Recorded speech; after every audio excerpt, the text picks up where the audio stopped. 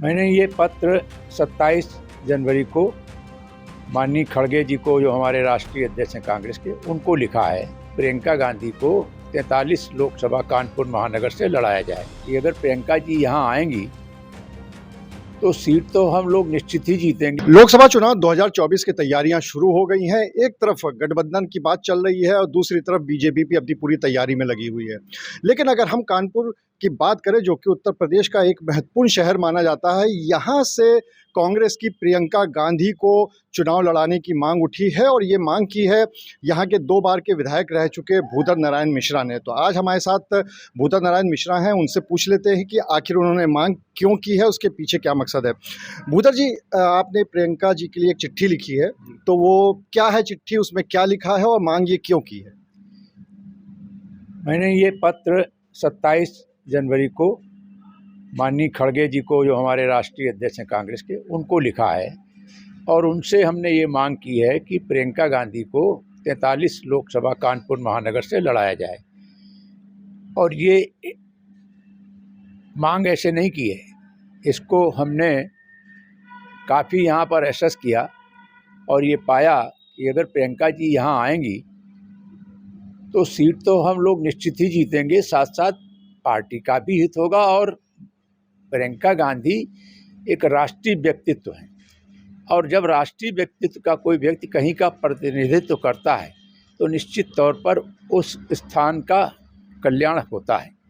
तो कानपुर के भविष्य के बारे में सोचते हुए हमने ये निर्णय लिया कि प्रियंका गांधी अगर आएंगी तो कानपुर, जो बहुत वर्षों से किसी ज़माने का ये मैनचेस्टर कहा जाने वाला औद्योगिक नगर, श्रमिकों का नगर, आज पूरी तरह से वीरान सा है।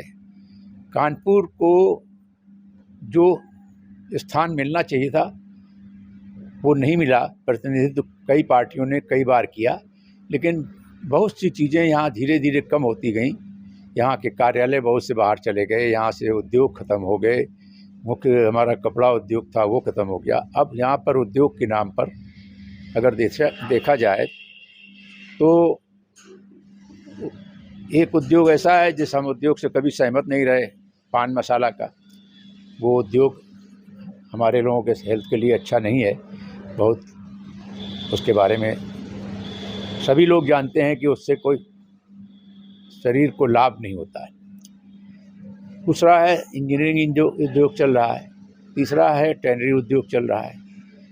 ये थोड़े थोड़े उद्योग चल रहे हैं, लेकिन जो कानपुर में अगर आप गौर करें तो IIT बना था, मेडिकल कॉलेज बना था, कानपुर यूनिवर्सिटी बनी थी, HBTI यहाँ है। शिक्षा के मामले में यहाँ कई यूनिवर्सिटी इसी क्षेत्र में, कल्याणपुर विधानसभा क्षेत्र में 6 यूनिवर्सिटी यहाँ। लेकिन इधर वर्षों से कोई न शिक्षा में तरक्की हुई, न स्वास्थ्य में कोई तरक्की हुई। और कानपुर को जो स्थान मिलना चाहिए था, जो कानपुर के लोग कानपुर से अपेक्षा करते हैं, उसमें बहुत ही कमी आई है। ये सब सोच के हमने ये मांग करी थी कि प्रियंका गांधी जी अगर हमारे यहाँ से चुनाव लड़ेंगी तो निश्चित तौर पर चुनाव जीतेंगी और जीतने के बाद वो कानपुर का कायाकल्प कुछ और स्वरूप से होगा, जिसकी बहुत दिन से यहाँ के लोग अपेक्षा कर रहे हैं। क्योंकि अब उद्योग ख़त्म हो गए हैं, श्रमिकों का नगर कहा जाने वाला था। यहाँ पहले MP हुए थे हरिहरनाथ शास्त्री, वो श्रमिक नेता हुए थे। एक लंबी श्रृंखला है, श्याम बनर्जी हुए, हरिहरनाथ शास्त्री हुए, सूरज प्रसाद अवस्थी हुए, रामनारायण पाठक हुए, प्रभाकर त्रिपाठी हुए, संत सिंह यूसुफ हुए, सब जनप्रतिनिधि हुआ करते थे। लास्ट में गणेश दीक्षित और शिव कुमार बेरिया हुए। इसके बाद फिर कोई श्रमिक नेता राजनीति में कोई प्रभावशाली नहीं रहा। अगर हम बात करें प्रियंका गांधी की, तो उसमें एक बात निकल के आ रही है कि अभी तो गठबंधन में ही ये तय नहीं हुआ है कि सीट किसको जाएगी। एक तरफ समाजवादी पार्टी ने एक तरफा 11 सीटों की घोषणा कर दी है, जिस पे कांग्रेस ने कहा अभी तक कोई मोहर भी नहीं लगाई है। तो ऐसे में फिर प्रियंका गांधी कैसे? प्रियंका गांधी, समझौता हो, गठबंधन हो ना हो, प्रियंका गांधी का ऐसा बड़ा व्यक्तित्व है। और ईमानदारी से अगर देखा जाए तो पिछले अभी ज़्यादा दिन की बात नहीं है, 2022 के पहले उत्तर प्रदेश में वो प्रभारी रही थी और उत्तर प्रदेश में प्रभारी रहते उन्होंने मुख्य विपक्षी भूमिका अदा की थी कांग्रेस ने। सोनभद्र में आंदोलन हुआ तो वहाँ डटी, वहाँ पर न समाजवादी पार्टी ने कुछ किया और न बसपा ने किया। लखीमपुर खीरी में हुआ तो उन्होंने संघर्ष किया, आगरा में हुआ तो उन्होंने संघर्ष किया, हाथरस में हुआ तो उन्होंने संघर्ष किया, ललितपुर में हुआ तो उन्होंने संघर्ष किया। घूम घूम के पूरे उत्तर प्रदेश में, पश्चिम से लेकर पूरब, उत्तर, दक्षिण, पूरे उत्तर प्रदेश में उन्होंने संघर्ष किया और उनका एक संघर्ष की जो छवि है वो उभर के आई कि ये नेतृत्व कर सकती हैं, किसी भी दबे कुचले के लिए संघर्ष में खड़ी हो सकती हैं। ये बड़े बड़े नेता हैं जो बड़ी बड़ी पार्टी अपने को कहते हैं तो नहीं बड़ी पार्टी, और एक तरफा फैसला ले लिया उन्होंने। हम नहीं जानते हैं आगे ऊपर लोग क्या करेंगे। गठबंधन होगा तो उनका भी लाभ होगा और कांग्रेस का भी लाभ होगा, और निश्चित तौर पर 2024 में एक ऑब्जेक्ट है, जो उद्देश्य है कि भारतीय जनता पार्टी को हटाया जाए, उसमें पूर्ति होगी। लेकिन गठबंधन नहीं भी होगा तो प्रियंका गांधी जैसी शख्सियत को यहाँ से कोई हरा नहीं सकता, ये मैं दावे के साथ कहता हूँ। लेकिन मुझे उम्मीद है कि गठबंधन होगा क्योंकि इस सरकार से क्षेत्रीय दल हो, राष्ट्रीय दल हो, सभी त्रस्त हैं। और ये सरकार ईवीएम ईडी के बदौलत चल रही।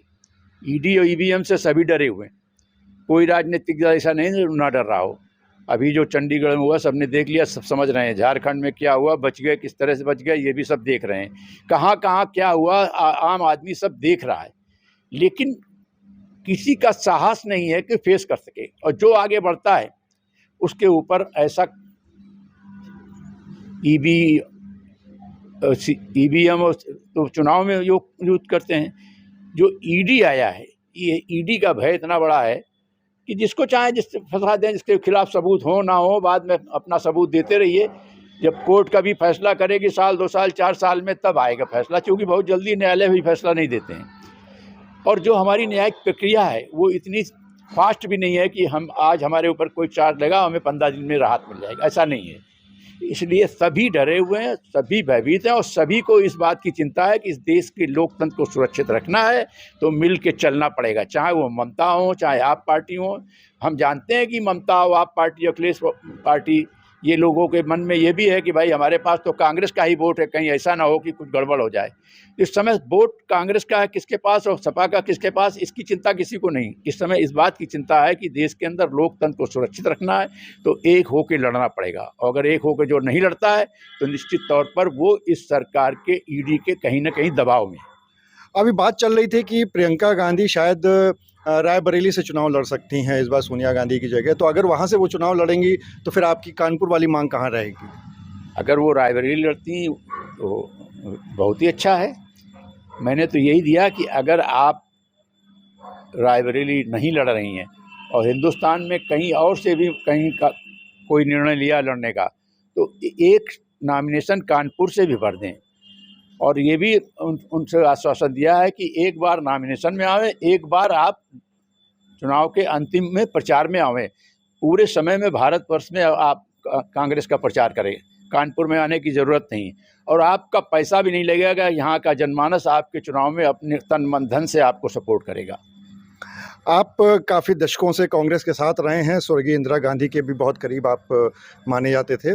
एक आखिरी सवाल कि यहाँ से पार्टी की सीट किसको, मतलब यहाँ की कानपुर नगर की सीट किसको जानी चाहिए, समाजवादी पार्टी को या कांग्रेस को? ये मत कहिएगा कि आला कमान जैसा चाहेगा, क्योंकि आजकल जवाब यही सुनने को मिल रहा है। आप लोगों की क्या इच्छा है? नहीं, मैं तो 100% कहता हूँ कांग्रेस को जानी चाहिए, क्योंकि हमारा कांग्रेस का लोकसभा का प्रत्याशी रनर था और रनर को ही मौका मिलना चाहिए। कोई ये बात थोड़ी है कि कहीं कोई विधानसभा में आ गया और कहीं कोई नगर निगम में आ गया। तो लोकसभा, विधानसभा और नगर निगम में बड़ा फ़र्क होता है।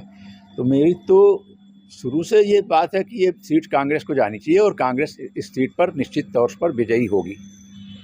तो आप थे भूधर नारायण मिश्रा, जिनका ये साफ तौर पे कहना है कि ये पहली बात कानपुर नगर की सीट कांग्रेस को ही जानी चाहिए, और दूसरा प्रियंका गांधी अगर यहाँ से चुनाव लड़ती हैं तो इनका ऐसा मानना है कि वो निश्चित तौर पर यहाँ पर जीत अपनी दर्ज कराएंगी। अनुराग अग्रवाल, TV9 कानपुर।